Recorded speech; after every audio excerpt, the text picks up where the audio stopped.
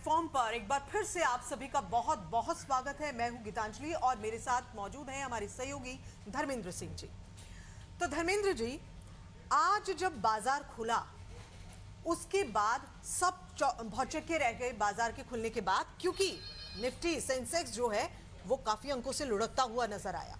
अंदाजे कई लगाए जा रहे हैं, लेकिन जो लोगों के जहन में एक बात है, जो सबसे ज्यादा लोग इस वक्त सोच रहे हैं, वो इजराइल और लेबनान के बीच में जो बढ़ती तलखी है, जो हमले हो रहे हैं, और खास तौर पर जब ईरान का इंटरफेरेंस उसमें हो रहा है, बैलिस्टिक मिसाइल जब से उसने दागे हैं, तो ये माना जा रहा है कि बाजार की जो गिरावट बाजार की दर्ज की गई है, वो कहीं ना कहीं उसकी मेन कारण जो है वो यही वजह है।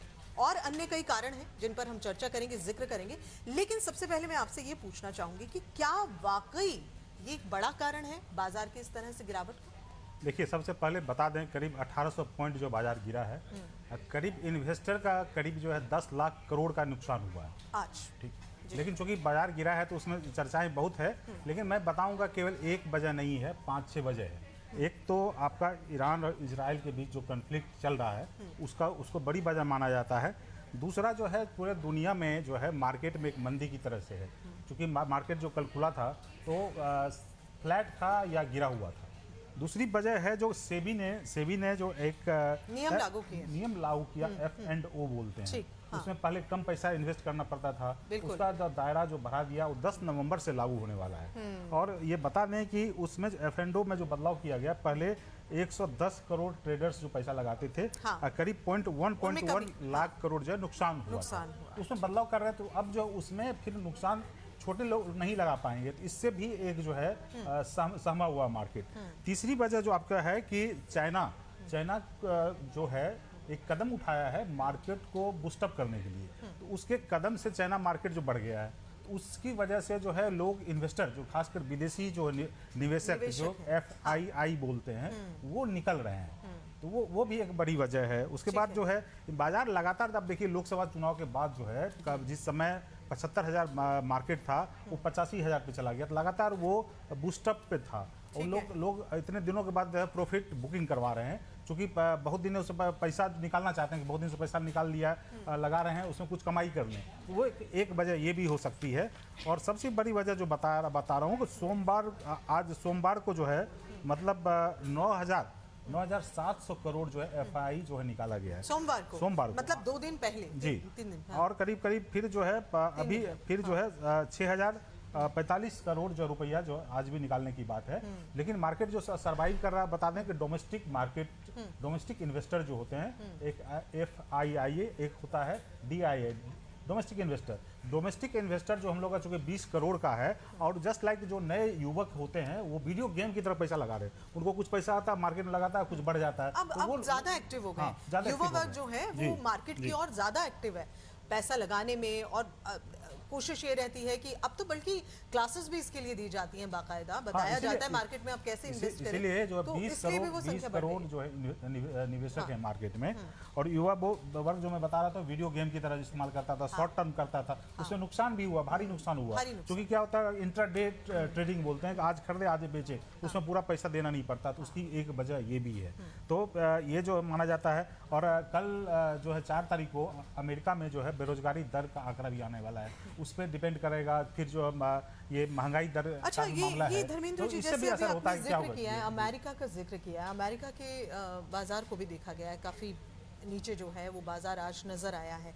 क्या उसका प्रभाव भी भारतीय बाजार पर पड़ रहा है? क्या ये भी एक वजह? मल्टीपल इफेक्ट है, एक वजह नहीं होती है डायरेक्ट, तो इसको चूंकि कुछ बड़ी घटना होती है तो उसको हम लिंक कर लेते हैं, लेकिन कहीं ना कहीं सबका मिश्रण है। हम नहीं बोलेंगे कि केवल जो है F&O से हुआ है, या जो है इजराइल की वजह से हुआ है, या चाइना जो मार्केट सुधर रहा है उसकी वजह से हुआ है, या प्रॉफिट बुकिंग की वजह से हुआ है, ये दुनिया में मंदी का जो दौर की बात आ रही है उसकी वजह है। तो ये सारे मुद्दे मिला के जो है बने हैं, जो कि आपको बता दें सोमवार को 1200 पॉइंट मार्केट गिर गया था, उस दिन भी भारी नुकसान हुआ है। तो मतलब जो ऐसे आप शेयर बाजार में नहीं, क्योंकि आप जो है NPS में पैसा लगाते हैं, NPS में भी आपको नुकसान हो रहा है, आपको जो है म्यूचुअल फंड में लगाते हैं उसमें भी नुकसान हो रहा है। तो पूरा चूंकि मार्केट एक गिरता तो ओवरऑल जो सारे चीजों पर असर पड़ता है, क्रूड ऑयल का पर असर खासा जो है वो आजकल चर्चा का विषय बना हुआ है।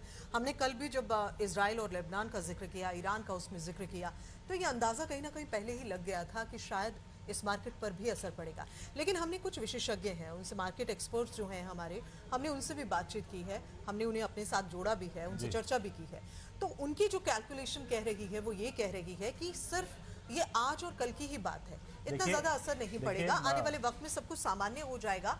क्रूड ऑयल पर उनका ये कहना है कि ये पहली बार नहीं हुआ है, ये इससे पहले भी कई बार हुआ है, तो इसे बहुत ज़्यादा बड़ी बाजार के लिए एक समस्या लेकर नहीं चले। नहीं, वो बात आपकी सही है, लेकिन डिपेंड कर रहा है। देखिए, ईरान और इजराइल का युद्ध होता है फुल स्केल पे, तो स्थिति बदल जाएगी और वो युद्ध होगा तो फिर तात्कालिक असर होगा। जैसे आपको बता दें कि जैसे यूक्रेन और रूस की लड़ाई हुई थी, उसमें असर पड़ा था, 1 महीना 1.5 महीना, फिर मार्केट सुधर गया। लेकिन आपको बता दें, शेयर मार्केट हो या पॉलिटिक्स, मौसम हो या जो खेल, इसका कोई एक्सपर्ट नहीं होता है। क्योंकि मार्केट गिरने लगता है तो अपनी कहानी बताता है और चढ़ने लगता है तो अपनी कहानी बताता है। सारे एक्सपर्ट जो है फेल हो जाते हैं कहीं पे। क्योंकि आपके देखा होगा कोरोना काल में जो मार्केट जो है 52,000 से सीधा 26,000 सेंसेक्स आ गया था। इनके सारे एक्सपर्ट होंगे, क्योंकि 2 दिन मार्केट गिर जाएगा या भाई युद्ध हो जाएगा तो अलग होगी। लेकिन जो अभी जो मेरी जानकारी है, मेरी समझ है, लगता है फुल स्केल पे वार जो होने की संभावना कम है। क्योंकि इजराइल भी नहीं चाहेगा कि हम फुल स्केल पे वार करें, वो भी चाहेगा कि वो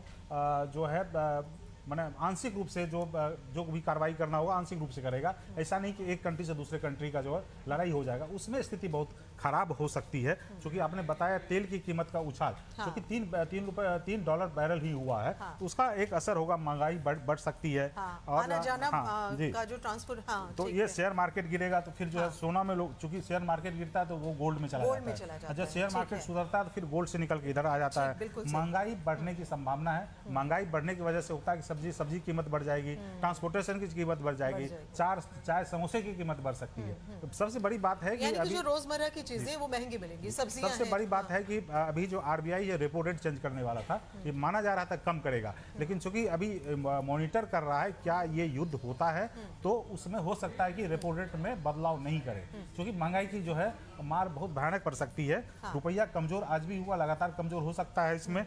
और इसमें